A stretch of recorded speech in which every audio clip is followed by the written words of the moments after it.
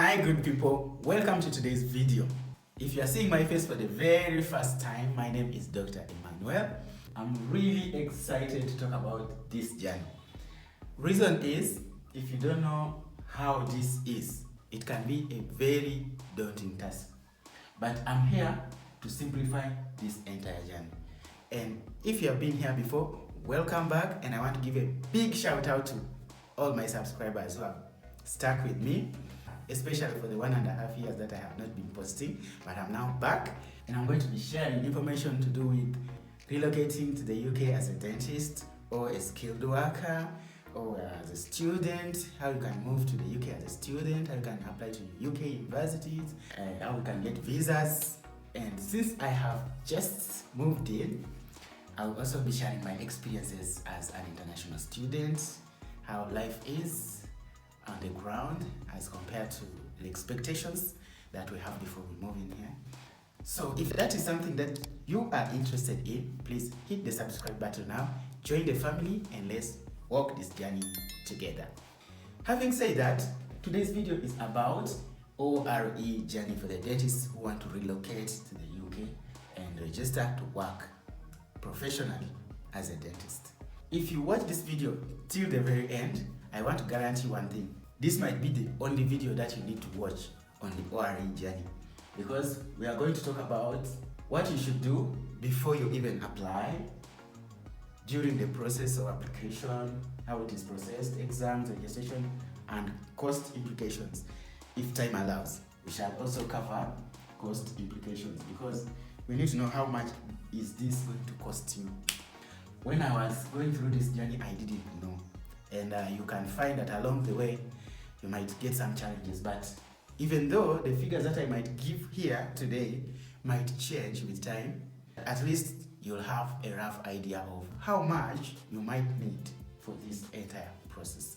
So before you even apply for ORE, and by the way, if you are watching this video and you are not a dentist, or you have no interest in relocating to the UK, but you know somebody who can benefit from this information, please do both of us a favor and share this video with them, because I promise you it's going to be valuable. So the first thing that you must do before you even apply for ORE exam is to send your degree to the UK, to NARIC.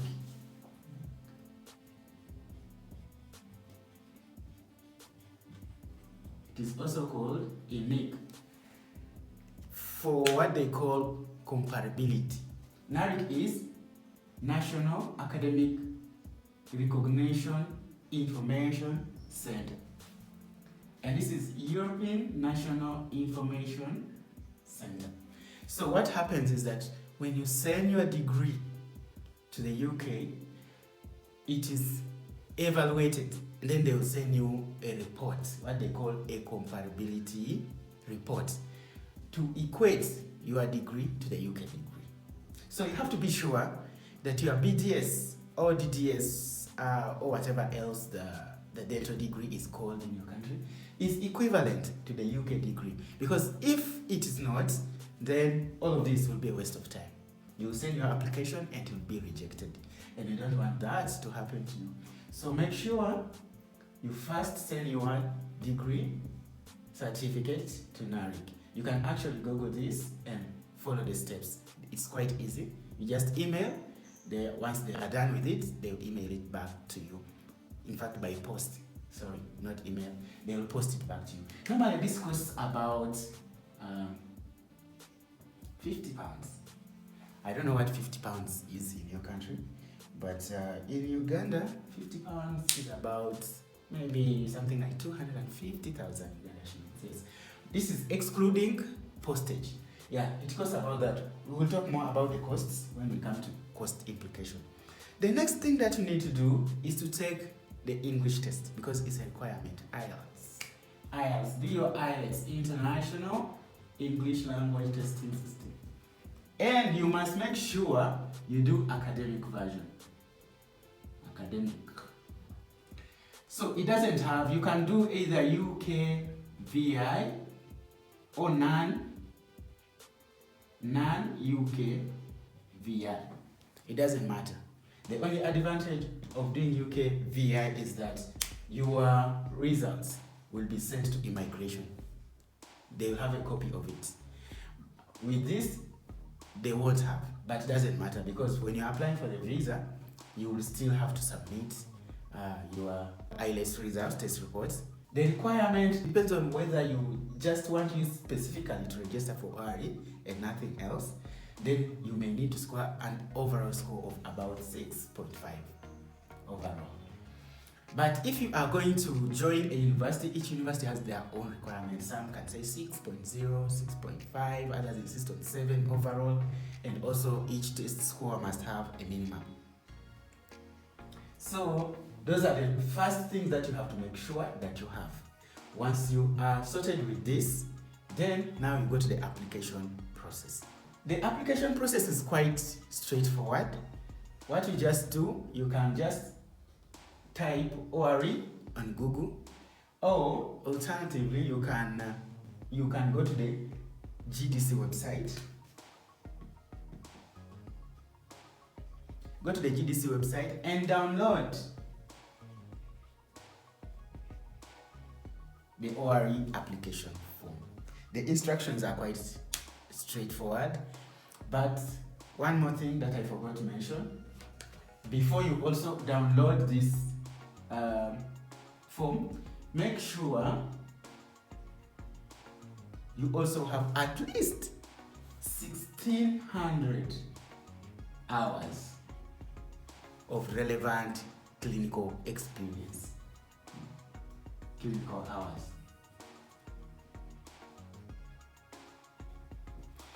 You need that because without that, your application will be rejected. So you need at least 16 hours of clinical experience. And these should be verifiable. Actually, your supervisor has to verify that, your clinical reference. So when you download this application, you need references. Character reference. You need clinical reference. Character reference basically means that somebody, usually they prefer somebody who is a practitioner of law in your country. So you have to take the form for them to verify. Basically, they just say, hey, this is a good guy. There's nothing wrong I know about them. So they just verify that.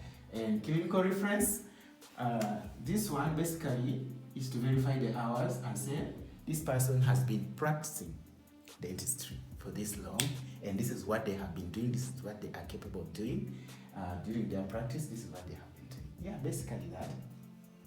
So when you have that, then you make sure you also take your academic degree and certify it.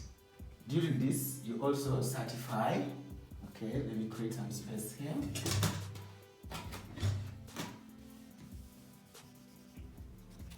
Let's move processing to this part. So you also need to certify your degree certificate and your transcript. Normally, the person certifying must be, according to the GDC requirement, a public notary. In other words, this is a person who practices law and can notarize a document. Meaning, they just have to verify that it is the right copy of the original, and they must actually write the words, this is a true copy of the original. If they don't do that, it will be rejected. Actually, I have seen some people's application being rejected, even when it is certified, but because it didn't have the words, this is a true copy. This is a true copy of the original. Yes, those words must be written there, plus the seal, the company seal, and the signature and the name of the notarizing officer. So once you are done with that, then you post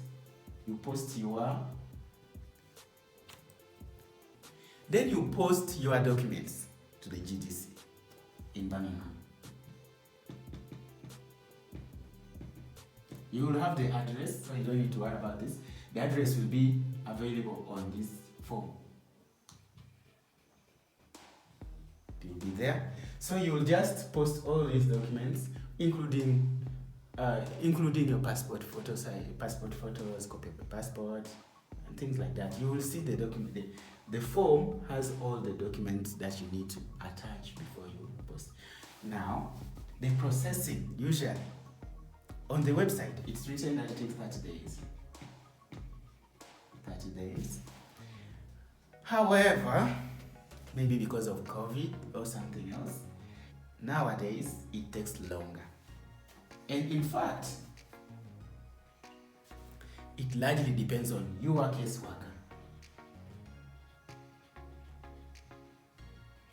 Once your documents have been received, the GDC will send you an email saying they have received your documents.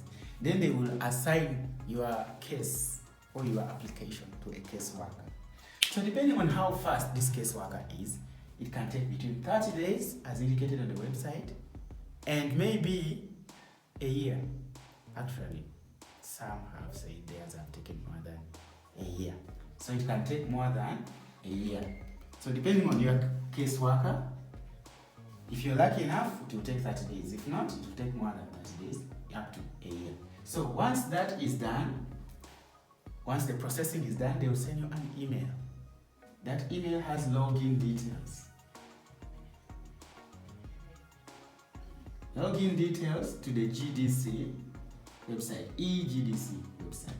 So these login details are what you use to set up your eGDC account. With that eGDC account, you'll be able to book exams. And exams are in part 1 and part 2.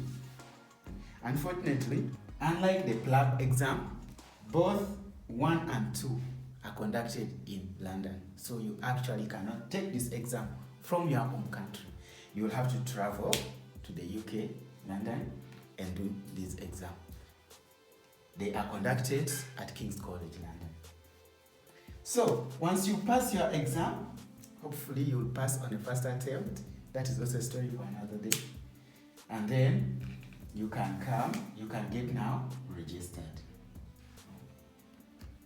So sometimes people ask, so what kind of visa do I need for taking this exam? Well, the visa type you should choose is visitor visa. Visitor. Some people call it tourist visa, but it's not a tourist visa. It's a visitor visa up to 6 months. Yeah, actually, you can have it even for 2 years. Mine was for 2 years. 2 years, but you cannot spend more than 6 months in the UK. So you can come for 6 months and go back maybe for 1 week and come back. So when you take a longer one, it means that if you have to retake any part of the exam, you can still use your visa and come back and retake the exam without applying for another one. This will cost you more than the 6 months, than the usual 6 months visa, but it can be cheaper. It may be cheaper in the long run. Even though I didn't get to use mine for all the 2 years, but if I needed to use it, then I would have used it for 2 years. It is called multiple entry type C visa. Yes, multiple entry. So you can take that so that if you need to take any part of the exam, you can just come back. After you are registered, then you are good to go. Now you are a dentist in the UK. However, you can only practice privately. If you want to become an NHS dentist, then you will have to undertake vocational training for 1 year to become an NHS dentist. Basically, it is mentorship that takes you through the NHS system of dentistry. So you take 1 year, and the good news is that you'll be paid for that. So if you're interested, you can take that, and then you can now join the NHS. Since this video has already become too long, I think we should cover cost implications of this entire process in the next video. Thank you for watching. See you again next time.